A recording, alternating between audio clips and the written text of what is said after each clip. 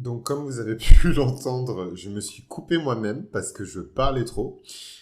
Oui, ça m'arrive parce que je veux pas non plus que cette mini, ça me saoule. Et franchement, c'était censé être un petit truc sur le côté, un peu podcast où je raconte un peu ma vie. Et c'est devenu une mini-série Netflix sans budget. Non, non, mais plus sérieusement, cette figure de l'érudit et donc el professeur des Sagittaires, voilà, moi ce qui me touche aussi, c'est aussi cette notion de partage. Et c'est là où on en revient un petit peu à l'axe Sagittaire-Gémeaux, où le Gémeaux aussi a cette dimension-là. Le Gémeaux mature, voilà.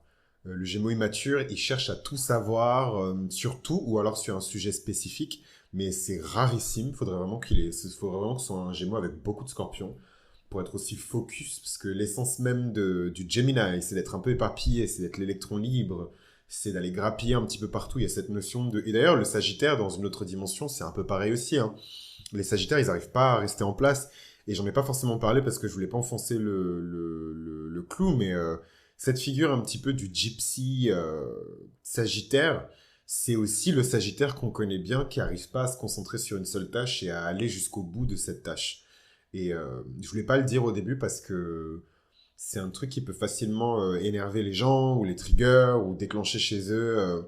Je trouve qu'il y a beaucoup de Sagittaires qui ont quand même un côté très irresponsable où c'est la faute du destin, c'est la faute de Dieu. Si voilà, il faut se méfier un petit peu de cette énergie-là parce que c'est une énergie qui peut accompagner la personne, parce que bon, en l'occurrence moi je suis pas Sagittaire, dans ces différentes transformations et dans ces différentes phases. Et cette énergie elle s'exprime différemment dans ces différentes phases. Donc dans le côté gypsy, c'est plus de l'irresponsabilité et de un côté presque infantile où ok j'ai fait des conneries mais c'est pas ma faute et puis je veux m'amuser d'abord et enfin, franchement ça c'est j'ai failli vomir franchement je sais pas si c'est Saturne dans ma cinquième maison parce que c'est aussi une maison de la personnalité la maison 5 ou si c'est mon énergie du Scorpion mais j'ai le sang qui est en train de bouillir, j'ai envie de vomir, vraiment ce type d'irresponsabilité ça me tue quoi. Littéralement, parce que voilà, si ma tension monte et que machin, voilà, je suis en train de, c'est que je suis en train de mourir un peu, je sais pas. Mais voilà, c'est un peu ça les énergies négatives du Sagittaire dans la phase 1 qui est le gypsy, la phase 2 qui est l'érudit et la phase 3 qui est le philosophe et on va en parler. Euh, et donc, comment dirais-je, et donc sur cette partie négative de ces énergies négatives qu'on retrouve dans la figure du professeur, on a vraiment le gourou. Voilà. Le gourou, le charlatan. En plus, c'est trop marrant, les synchronicités sont tellement violentes pendant la petite pause que j'ai effectuée pour reprendre mon souffle, hein, déjà, parce que j'ai beaucoup parlé. Avant de reprendre la partie 2, je suis tombé que sur des choses qui sont en lien direct avec ce que je suis en train de vous dire. Donc les synchronicités sont fortes et je pense que cette conversation était prédestinée. Et donc dans les trucs que j'ai découverts, je suis tombé sur une citation d'une nana qui disait ah, toute ma vie j'ai pensé que blasphémer ou utiliser le nom de Dieu à tort, c'était par exemple de dire oh my God ou Seigneur par exemple. Moi, en plus, les gens qui me connaissent savent que je jure beaucoup avec le nom de Dieu, quoi. Et c'est pas forcément une bonne chose, et j'en suis absolument pas fier, hein. Euh, mais voilà, c'est comme ça, parce que quand les émotions sont fortes, le premier truc auquel je m'accroche, c'est le divin. Et en fait, la nana, elle disait dans son mème, c'est un mème ou un tweet ou whatever, maintenant on sait même plus ce qui se passe sur Internet, je suis désolé, c'est vraiment mon Maria Carré. Genre vraiment, on sait pas si c'est un mème, on sait pas si c'est humoristique, on sait pas si c'est une confession, quelqu'un qui raconte sa vie, oh whatever. Voilà, c'est mon moment Maria Carré, vraiment, voilà, dinosaure, mais voilà, des fois on comprend pas, quoi. Les gens, ils racontent juste leur vie. Anyway. Et donc la meuf, elle disait, alors qu'en fait, utiliser le nom de Dieu à tort, c'est par exemple euh, mettre en avant quelque chose de très divin, de très spirituel, parce que pour moi, c'est plus large hein, que juste dire, voilà, je suis très croyant ou je suis un pasteur, et ensuite emmener les gens sur le chemin de la destruction, de la dépravation, et enfin voilà quoi, du péché, de l'échec, voilà, si vous voulez, si on reprend cette métaphore du foule, je suis vraiment désolé en plus parce que je suis sûr que c'est un nom français hyper connu, mais pour le moment il m'échappe. Mais si on reprend cette métaphore du foule, le con, quoi, comment on dit, putain, le pitre, le bouffon, quoi. Ça doit avoir un nom dans le tarot. Je suis désolé, moi, en plus, je me suis vraiment familiarisé avec le tarot, avec des tarots qui étaient anglophones, donc vraiment la dimension francophone. Parfois, j'ai du mal. Et donc, c'est vraiment prendre les gens, les illuminer faussement et les emmener sur cette falaise pour qu'ils tombent tous un par un. C'est vraiment vous voyez cette métaphore du troupeau de moutons qui tombe dans la falaise parce que le berger, il a fumé un joint, en fait. Oh mon Dieu. Bref. Et, et donc, qu'est-ce que je voulais dire par là? Ouais, donc c'est vraiment les côtés négatifs de cette figure de l'érudit, quoi. Du chercheur, du savant, du professeur, el professor, du Sagittaire. Et donc, il faut se méfier de cette énergie-là parce que du coup, c'est les personnes qui ont utilisé toutes les expériences qu'ils ont récoltées dans la vie jusqu'à présent pour amener les gens vers un chemin de destruction et de désillusion, en fait. De déception, surtout. Quelque chose de très satanique, en fait, de très luciférien. La déception, le fait d'être déçu, d'être illusionné dans le mauvais... D'être illusionné plutôt qu'illuminé, en fait, voilà. Bercé par des illusions. Donc ça, c'est vraiment le côté le plus dangereux du Sagittaire. Et ça, c'est vraiment, voilà, le pasteur qui vous raconte que de la merde. Vous voyez tous ces pasteurs-là qui disent... ouais, enfin, qui disent à des nanas de serrer les cuisses alors que derrière, peut-être qu'ils violent une meuf dans l'église ou euh, il est homosexuel dans le placard et il couche. Enfin voilà, des trucs vraiment macabres, sombres. Et moi, j'ai vraiment un degré de tolérance négatif. Donc, c'est même pas zéro, j'ai vraiment un degré de tolérance négatif pour ces personnes-là. Parce que je pense que leur responsabilité, elle est encore plus grande que voilà, c'est vraiment toute cette notion de leader et de leadership et de comment dire, je suis désolé, je suis très religieux hein, dans cet épisode-là, mais en même temps, c'est un épisode sur le Sagittaire, donc c'est forcément un truc super religieux. Mais voilà, c'est vraiment ces personnes-là qui emmènent les gens vers un chemin voilà quoi, de déception et d'échec. Et je trouve que c'est des gens qui méritent une double peine, à la fois pour avoir trompé les gens, et en même temps des gens qui méritent une double peine pour avoir dit des trucs qui étaient faux, quoi. Des choses qui étaient fausses pour bercer les gens dans des illusions et les amener vers un chemin qui n'est pas forcément le bon. Et en fait, vous avez peut-être dans votre tête l'image d'un pasteur un peu con, probablement un pasteur africain, malheureusement, parce que c'est leur réputation, alors qu'il y a plein de pasteurs blancs et, et asiatiques, peut-être le sud-coréen qui racontent de la merde aussi. Alors qu'en fait, moi, les gens dont je parle, c'est plus les leaders au sens général dans la société. C'est pour ça que c'est pas parce que je cite la religion que je vous fais une prêche ou un sermon. Je suis toujours en train de vous parler en fait, mais j'utilise juste des exemples en fait qui sont à caractère religieux.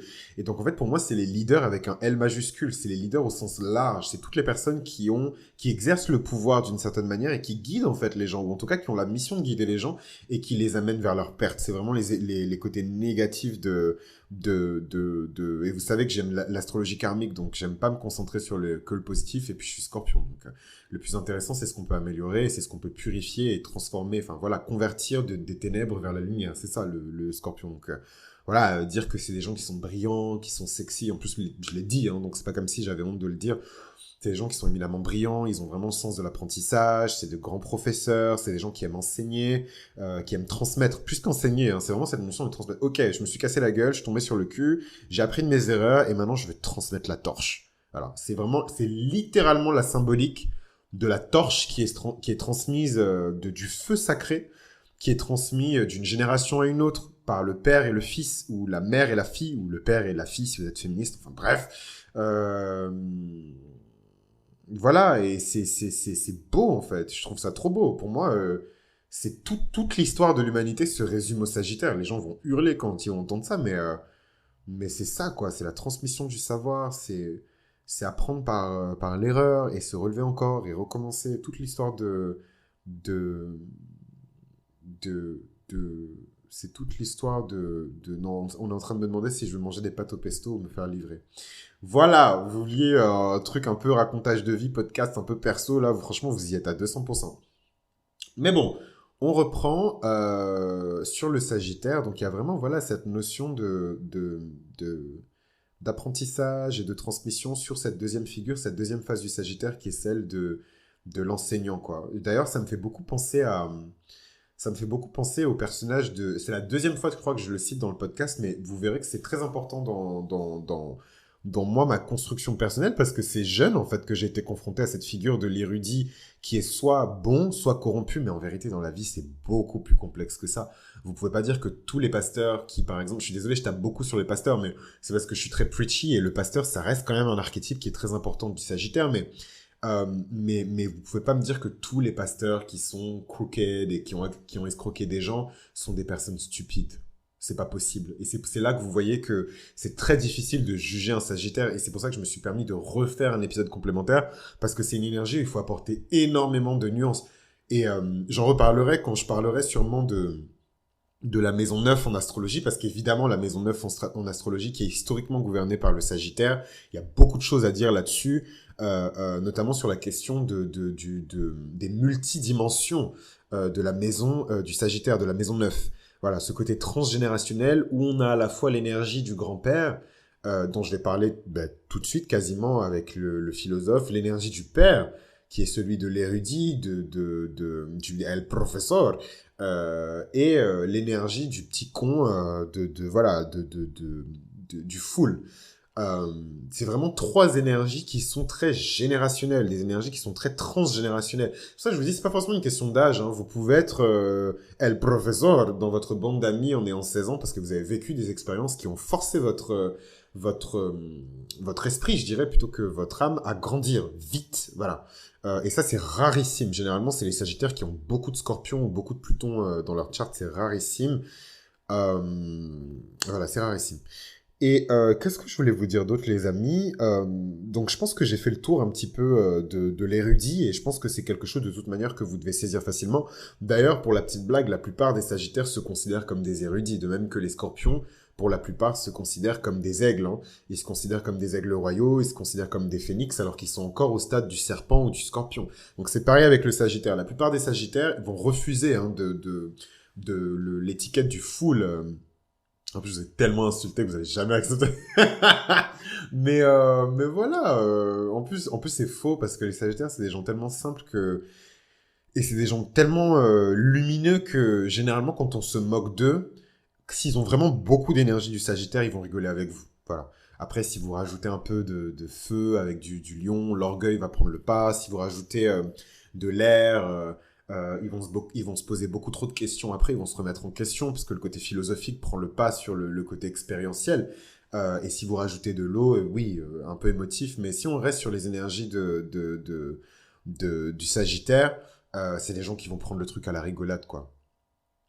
Ils vont vraiment prendre les trucs à la rigolade. Qu'est-ce que je voulais dire d'autre encore sur l'énergie du Sagittaire? Je pense qu'on peut passer à la troisième partie, la troisième phase du Sagittaire, qui est celle du philosophe. Et moi, j'aime bien dire qui est celle du Dieu, en fait. Mais j'ai du mal, en fait, à bien expliquer et articuler. D'ailleurs, ma maison 5 est ma maison 3 contient Neptune et ma maison 5 est en Poisson, en fait. Et du coup, c'est intéressant de regarder ce transfert, ce qu'on appelle un transfert en astrologie, et de voir toute cette énergie du Poisson qui parfois brouille mon expression verbale. Donc il y a plein de gens qui vont hurler en mode mais qu'est-ce que tu me racontes, t'es extrêmement clair et je comprends tellement de choses grâce à toi, mais c'est des années et des années de travail, et c'est bien parce que ma troisième maison de la communication est en Capricorne et que j'ai appris à m'exprimer. Que je parle comme ça. D'ailleurs, vous seriez très choqués d'apprendre que quand j'étais petit, je ne parlais même pas. J'étais quasi... bon, j'étais pas muet, mais j'étais borderline autiste. Et je ne m'exprimais même pas. J'étais incapable de... Anyway, voilà, ça va choquer beaucoup de gens. Mais pour vous dire que parfois, je m'exprime en des termes qui... Enfin, j'ai du mal à m'exprimer. Non, j'ai pas du mal à m'exprimer. Moi, je me comprends toujours, mais j'ai du mal à me faire comprendre. Voilà. Et donc, je veux pas que les gens prennent à tort quand je dis que le troisième niveau, c'est le niveau Dieu. Je suis pas en train de dire que les Sagittaires sont des dieux ou, voilà, on parle pas de polythéisme. Dieu merci, j'ai pas beaucoup de religieux un peu fanatiques dans les personnes qui écoutent le podcast, et généralement, ça passe bien. Mais c'est vrai que j'aimerais bien m'exprimer avec beaucoup plus d'aisance et de liberté, mais je fais attention parce que c'est Internet, parce que c'est accessible à tout le monde et que du jour au lendemain, vous pouvez vous retrouver dans une espèce de sauce euh, euh, débile où des gens vont commencer à vous dire que vous êtes, je sais pas moi, polythéiste et que vous priez l'esprit de Gaïa, je sais pas quoi. Mais, mais whatever. Et je sais qu'il y a des personnes comme ça en plus qui m'écoutent, donc vraiment shout out. Vraiment big up à vous parce que grâce à vous, tout le monde rigole et tout le monde apprend aussi, hein, parce que ces gens-là, ils racontent pas que de la merde non plus, hein, ils soulèvent des points qui sont très importants. Et je suis pas du tout en train de les belittle ou de me moquer d'eux, hein, mais c'est juste que, voilà, des fois, il y a des choses qu'il faut considérer avec de la substance et beaucoup de nuances, en fait. Et je suis même choqué que moi, Chris, je vous parle comme ça parce que je suis vraiment la dernière personne à mettre de la nuance dans ce que je dis. Je suis quelqu'un de très absolu. Je pense que vous pouvez l'entendre et que pour les personnes qui me connaissent, vous le savez de ma personnalité. Moi, c'est noir ou blanc, quoi. Vous me cassez pas les couilles. Voilà, je suis ascendant Scorpion, j'ai pas le temps. Qu'est-ce que je voulais dire d'autre à propos du Sagittaire? Oui, j'aimerais bien appeler cette troisième phase la phase divine, quoi. Le moment où le Sagittaire, il est godlike, quoi. Il est semblable à Dieu. Et ça, comme vous pouvez l'imaginer, c'est comme le phénix avec le scorpion. C'est vraiment une phase beaucoup de Sagittaires vont vous dire qu'ils sont déjà dans l'énergie du philosophe, etc. Mais c'est faux, en fait. Genre... c'est vraiment... Enfin, je peux même pas imaginer. C'est des gens qui remettent en question n'importe quelle vérité existante sur cette planète. Et pour faire ça, il faut beaucoup d'intelligence, beaucoup de sagesse, et il faut d'une certaine manière avoir été touché par la lumière divine. Donc c'est vraiment pas pour tout le monde. Voilà. Et ça n'a strictement rien à voir avec la religion. Je pense qu'il y a des personnes qui sont dans cette phase du Sagittaire qui sont complètement athéistes. Et d'ailleurs, pour la petite anecdote, j'ai énormément d'amis à moi. D'ailleurs, je pense même que, parce qu'il ne faut pas déconner non plus, j'ai pas non plus la foule d'athéistes dans ma vie. Mais en tout cas, les personnes de ma vie qui sont athéistes ont beaucoup d'énergie du Sagittaire ou sont Sagittaires. Et c'est pas un hasard. C'est parce que les Sagittaires remettent tout en question. Et c'est leur rôle, en fait. C'est leur mission. Ils sont littéralement nés pour se poser des questions. Et quand ils arrivent au stade numéro 3, au God Mode, comme j'aime bien en empruntant en plus l'expression à un pote, euh, qui fait de l'astrologie aussi. On aura l'occasion peut-être d'en parler. Peut-être qu'on va faire un épisode à deux et on en parlera de l'astrologie etc. D'ailleurs, je pense que ce serait fun parce que il est très plutonien, mais en même temps, il est beaucoup plus cancer que moi. Donc ça peut être vraiment fun à écouter. Mais ce sera sûrement pour l'année prochaine parce que avec les restrictions en cours, c'est très compliqué d'entrer et de sortir de Paris. Revenons sur le God Mode. Je sais que vous attendez en plus que je parle parce que c'est la partie la plus juicy en fait des trois phases.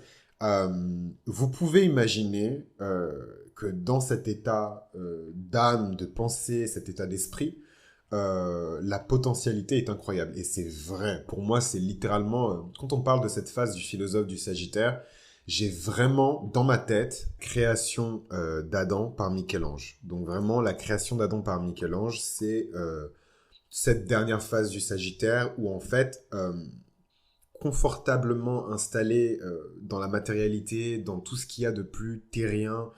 euh, donc juste pour la petite anecdote, pour les personnes qui, je sais pas moi, qui n'ont pas fait d'histoire de l'art ou à qui ça, enfin, qui ne sont pas intéressés par ça, la création d'Adam, c'est l'une des 9 fresques qui sont inspirées par le livre de la Genèse et qui ont été peintes par Michel-Ange au XVIe siècle. D'ailleurs, je crois qu'il a terminé la création d'Adam au tout début du XVIe siècle. Et voilà. Et ensuite, il a bouclé la finition de la voûte centrale de la chapelle Sixtine. Donc, pour en revenir à ce tableau, c'est pas mon style en plus de m'inspirer de l'histoire de l'art parce que j'essaie d'évoluer vers des... comment dirais-je? Justement, j'essaie d'évoluer vers des représentations et un imaginaire qui est beaucoup plus frais, beaucoup plus récent, beaucoup plus moderne que ce que proposent la plupart des astrologues ou des passionnés d'astrologie. Parfois, c'est un peu vieillot et donc voilà. Donc j'aime bien Mais là, pour le coup, je trouve qu'il n'y a pas plus parlant, surtout quand on parle de la dernière phase du Sagittaire qui est celle du philosophe, qui est celle du saint, en fait, presque. Hein. C'est presque celle du saint, en tout cas. Il y a quelque chose de très divin dans cette troisième phase du Sagittaire. C'est une énergie qui est extrêmement proche de celle de Dieu, sans être celle de Dieu. C'est pour ça que j'aime